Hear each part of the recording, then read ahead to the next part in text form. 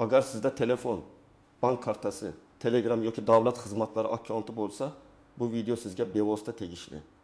Men bugun juda muhim ogohlantirishni tushuntiraman. Hozir firibgarlar odamlarning pulini faqat karta raqamini so'rab emas, balki SMS kod, soxta havola kredit arizasi, hatto sizning nomingizdan ochilgan elektron imzo orqali ham olib qo'ymoqda. Bu ma'lumotni hozir bilmasangiz, ertaga o'zingiz yoki yaqinlaringiz muammoga tushib qolishi mumkin. Shuning uchun videoni oxirigacha ko'ring. Men sizga qanday sxemalar ishlayotganini, kimlar ko'proq xavf ostida ekanini, qanday holatda vahimaga tushmaslik kerakligini va eng muhimi, pulingizni, hujjatlaringizni, nomingizni qanday himoya qilishni oddiy tilda tushuntiraman. Kanalga hoziroq obuna bo'ling va videoga like bosing. Chunki bunday ogohlantirishlar vaqtida yetib borsa, ko'p odamlarning puli saqlanib qoladi. Oldin firibgarlik ko'proq sodda ko'rinishda bo'lardi. Kimdir qo'ng'iroq qilib, kartangiz blok bo'ldi, yutuq chiqdi. Pul o'tkazib yuboring derdi. Ko'pchilik buni sezib qolardi. Chunki gapirayotgan odamning ovozi, savollari, shoshiltirishi shubhali ko'rinardi. Odamlar ham asta-sekin SMS kodini hech kimga aytmaslik kerak degan qo'ydan o'rganib oldi. Lekin hozir vaziyat o'zgardi. Firibgarlar ancha aqlli, ancha tez va ancha ishonarli ishlayapti. Ular siz haqingizda oldindan ma'lumot yig'adi. Ismingiz, telefon raqamingiz, qaysi bankdan foydalanishingiz, qaysi ilovalarda akkauntingiz borligi, qayerda e'lon berganingiz, qaysi guruhlarda yozishganingiz. Keyin shu ma'lumotlar asosida sizga juda ishonchli ko'rinadigan hikoya tuzadi. Masalan, siz internetda telefon sotayotgan bo'lsangiz, ular men xarid qilaman, pulni yetkazib berish xizmati orqali to'layman deb soxta havola yuboradi.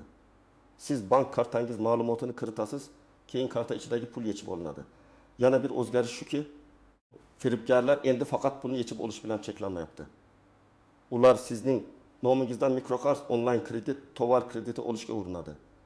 Ayrim hollarda odamning pasport rasmi, telefon raqami va tasdiqlash kodi qo'lga kiritilsa, uning nomidan ariza yuborish mumkin bo'ladi. Keyin jabrlanuvchi bir necha hafta yoki oy o'tib, sizda qarzdorlik bor degan xabarni oladi. Odam hayron qoladi. Men kredit olmaganman-ku, lekin tizimda ariza uning nomidan ketgan bo'ladi. Telefon raqami tasdiqlangan bo'ladi. Ba'zan hatto shartnoma ham elektron tarzda rasmiylashtirilgan bo'ladi. Eng xavfli tomoni shundaki, firibgarlar inson psixologiyasidan foydalanadi. Ular sizni qo'rqitadi, shoshiltiradi yoki ochko'zlikka undaydi. Hozir kodni aytmasangiz pulingiz yo'qoladi. Hozir tasdiqlamasangiz hisobingiz bloklanadi. Hozir to'lamasangiz jarima oshadi. Hozir kirsangiz yordam puli olasiz degan gaplarning hammasi bitta maqsadga xizmat qiladi. Sizni o'ylashga ulgurmasdan harakat qildirish. Men birinchi navbatda nimani bilishingiz kerakligini aniq aytaman. Telefoningizga kelgan SMS kod, bank ilovasidagi tasdiqlash xabari, Face ID yoki barmoq izi orqali tasdiqlash. Elektron imzo kaliti va pasport ma'lumotlari pul bilan teng. Ba'zan odamlar men faqat kodni aytdim, karta raqamini bermadim deb o'ylaydi. Lekin aynan o'sha kod orqali pul o'tkazmasi, parol tiklash, qurilma ulash, kredit arizasi yoki akkauntga kirish tasdiqlanishi mumkin. Masalan, oddiy vaziyatni olaylik. Sizga kimdir bank xodimi sifatida qo'ng'iroq qiladi va kartangizdan 2300 million so'm yechishga urinish bo'lyapti. Biz operatsiyani to'xtatishimiz kerak deydi. Keyin sizga SMS keladi. U pul yechishni bekor qilish kodi deb tushuntiradi. Aslida esa bu kod bank ilovasiga yangi qurilmani ulash yoki pul o'tkazmasini tasdiqlash kodi bo'lishi mumkin. Siz kodni aytasiz, ular 60 soniya ichida hisobingizdagi pulni boshqa kartaga chiqaradi. Agar kartada 500 ming so'm bo'lsa, shuncha ketadi. Agar takasi 1000 ming so'm bo'lsa, shuncha ketadi. Agar overdraft yoki kredit limiti ochiq bo'lsa, undan ham foydalanishi mumkin. Ikkinchi misol. Siz Telegramda davlatdan yordam puli, kompensatsiya bolalar puli, subsidiyaga ariza degan xabar ko'rasiz. Havola rasmiy saytga o'xshaydi. Logotip ham bor, matn ham ishonchli. Siz kirib ism, familiya, karta raqami, amal qilish muddati, SMS kodini kiritasiz. Bir qarashda siz pul olmoqchisiz, lekin amalda kartangizni firibgarlarga ochib beryapsiz. Haqiqiy davlat xizmatlari hech qachon sizdan kartaning to'liq ma'lumotlari va SMS kodni shubhali havola orqali so'ramaydi. Uchinchi misol, kimdir sizga men chet eldan pul yuboryapman, Western Union yoki bank orqali olish uchun havolaga kiring deydi. Yoki men buyurtmani oldindan to'layman, faqat kuryer xizmatida tasdiqlang deydi. Bu ayniqsa e'lon saytlarida ko'p uchraydi. Siz velosipedni 1 million 500 ming so'mga sotmoqchisiz. Xaridor juda tez rozi bo'ladi, savdolashmaydi. Hatto yetkazib berish pulini ham o'zi to'lashini aytadi. Bu yerda birinchi signal shu: odam mahsulotni ko'rmasdan, ortiqcha savol bermasdan darhol pul to'lamoqchi bo'lyapti. Keyin u yuborgan havolada karta ma'lumotlarini kiritasiz va natijada siz pul oladigan emas, pul yo'qotadigan tomonga aylanasiz. Kimlar ko'proq xavf ostida? Birinchidan, yosh katta odamlar, chunki ular bank ilovalari va onlayn xizmatlarning hamma nozik tomonlarini bilmasligi mumkin. Ikkinchidan, yangi kredit olgan yoki ko'p banklardan foydalanadigan odamlar. Chunki ularga kredit arzangiz, qarzingiz bank tekshiruvi degan bahona ishonchliroq tuyuladi. Uchinchidan, internetda faol savdo qiladiganlar, telefon, mashina ehtiyot qismi, kiyim, mebel, uy-joy ijarasi e'lonlarini joylaydiganlar. To'rtinchidan, Telegram guruhlarida ko'p havolalarga kiradiganlar. Beshinchidan, bir xil parolni hamma joyda ishlatadiganlar. Kimlar unchalik xavotirlanmasligi mumkin? Agar siz hech qachon SMS kodini aytmasangiz, bank ilovasiga kirishni faqat o'zingiz bajarsangiz, havolalardan ehtiyot bo'lsangiz, kartada katta summa saqlamasangiz va kredit tarixingizni vaqti bilan tekshirib tursangiz, xavf ancha kamayadi. Lekin men ehtiyotkorman. Menga hech narsa bo'lmaydi deb beparvo bo'lish ham xato. Chunki firibgarlar aynan o'ziga ishongan odamni ham shoshilinch vaziyatga solib, chalg'itishga harakat qiladi. Men amaliy raqam bilan tushuntiraman. Tasavvur qiling. Sizda asosiy kartada 12 million so'm bor. Siz undan maosh olasiz, to'lov qilasiz, internet xarid qilasiz. Agar karta ma'lumotlari firibgarlarga tushsa, zarar 12 million so'mgacha yetishi mumkin. Lekin siz asosiy pulni alohida jamg'arma hisobda saqlab, kundalik kartada 500 ming yoki 1 million so'm qoldirsangiz, xavf keskin kamayadi. Bu firibgarlarni to'liq to'xtatmaydi, lekin zarar chegarasini pasaytiradi. Yana bir real holat. Odam telefonga qo'ng'iroq oladi, go'yoki mobil operatordan. Ular sim kartangiz boshqa odam nomiga o'tib ketmasligi uchun tasdiqlash kerak deydi. Aslida ular sizning raqamingizga kirish yoki akkauntingizni tiklashga urinayotgan bo'lishi mumkin. Telefon raqami bugun juda muhim kalit. Chunki bank, Telegram, davlat xizmatlari, elektron pochta, onlayn do'konlar ko'pincha shu raqamga bog'langan. Raqamingizni yo'qotsangiz, faqat aloqa emas, ko'plab akkauntlar xavf ostida qoladi. Endi istisnolar, yashirin tuzoqlar va ko'pchilik bilmaydigan nozik jihatlarni tushuntiraman. Birinchi nozik jihat: haqiqiy bank yoki tashkilot sizga qo'ng'iroq qilishi mumkin, lekin bu ular SMS kod so'rashi mumkin degani emas. Bank xodimi sizdan shaxsni aniqlash uchun ayrim umumiy savollarni so'rashi mumkin.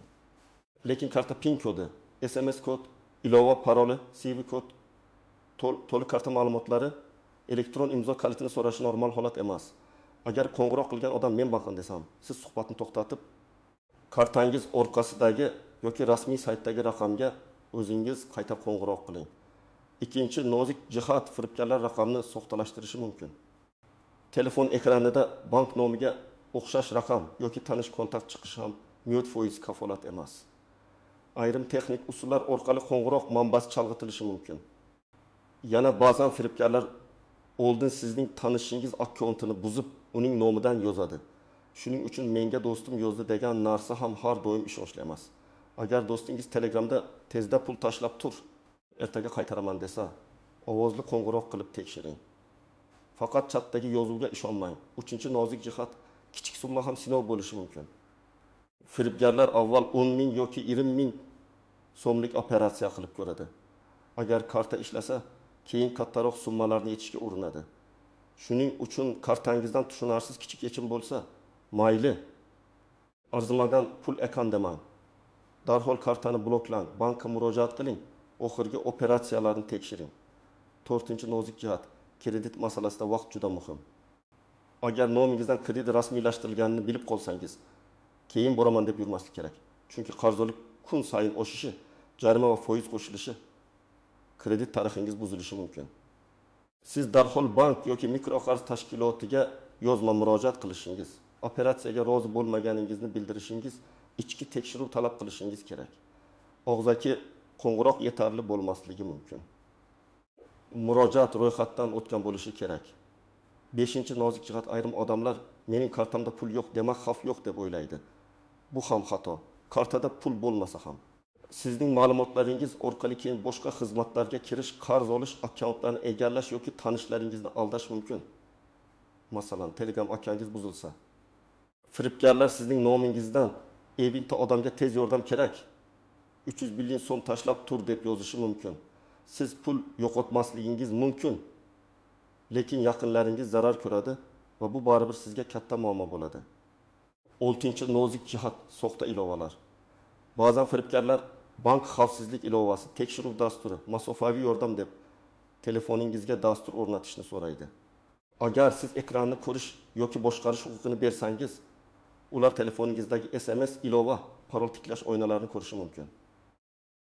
Hech qachon notanish odam aytgani uchun telefoningizga ilova o'rnatmang. Ayniqsa AnyDesk, TeamViewer yoki shunga o'xshash masofadan boshqarish dasturlarini bank masalasi uchun ishlatmang.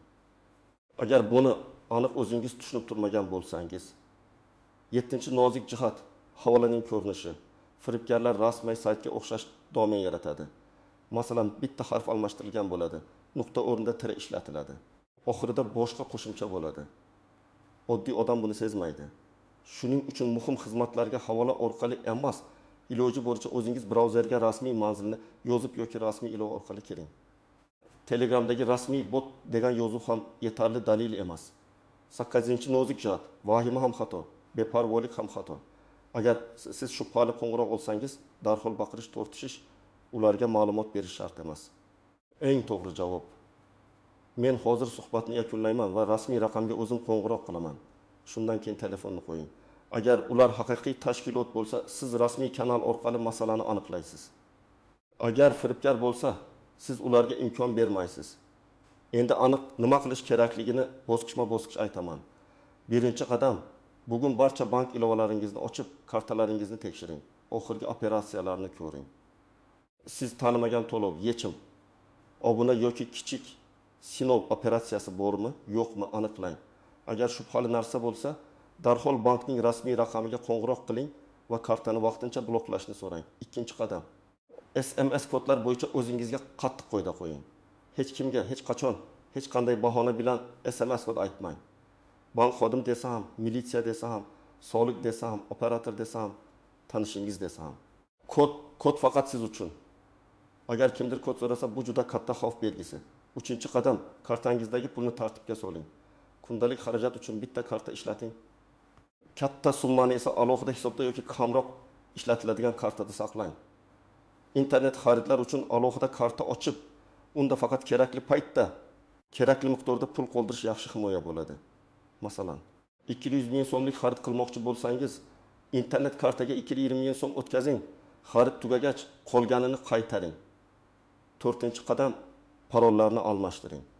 Telegram, elektron pochta, bankka bog'langan pochta.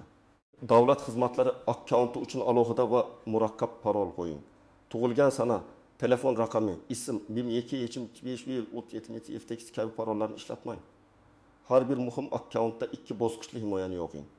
Telegramda bu two-step verification deb yuritiladi. Parolni unutib qo'ymaslik uchun ishonchli parol menejerdan foydalanish mumkin. 5-qadam: kredit tarixingizni tekshiring. Agar mamlakatingizda kredit byurosi yoki bank ilovalarida kredit tarixi xizmati bo'lsa, vaqti bilan o'z nomingizga ochilgan qarzlar bor yo'qligini ko'ring.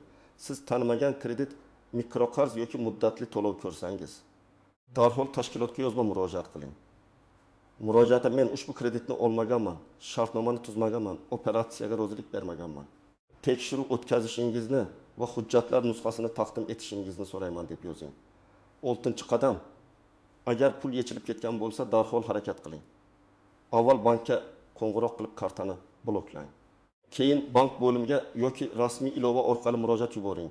Operatsiya vaqti, summa, karta raqamingizning oxirgi 4 raqami, shubhali qo'ng'iroq raqami, SMS kelgan vaqt, havola manzili, yozishmalar skrinshoti. Chek yoki bildirishnoma nusxasini saqlang. Bu ma'lumotlar keyingi tekshiruv uchun kerak bo'ladi.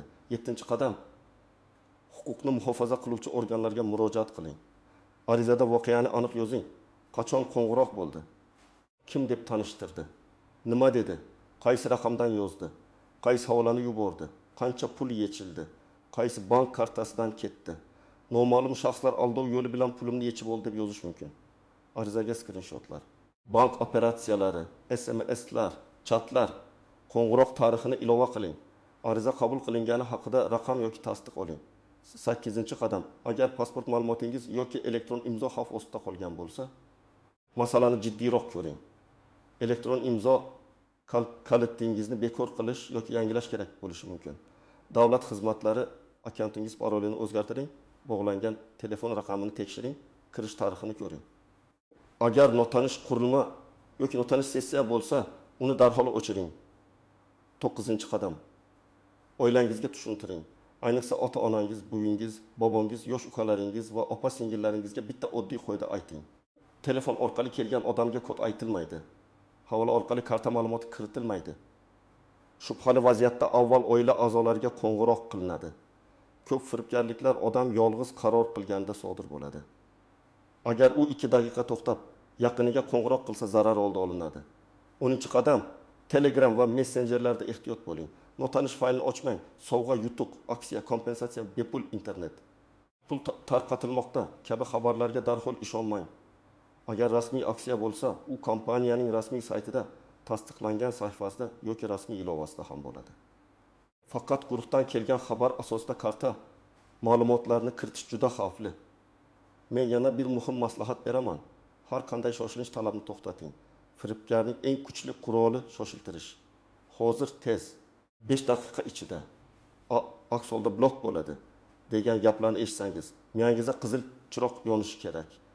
Haqiqiy muhim masalalarda ham siz rasmiy raqamga qayta qo'ng'iroq qilib aniqlash huquqiga egasiz. Hech bir qonuniy tashkilot sizni telefon orqali qo'rqitib, SMS kod aytirishga majbur qilmaydi.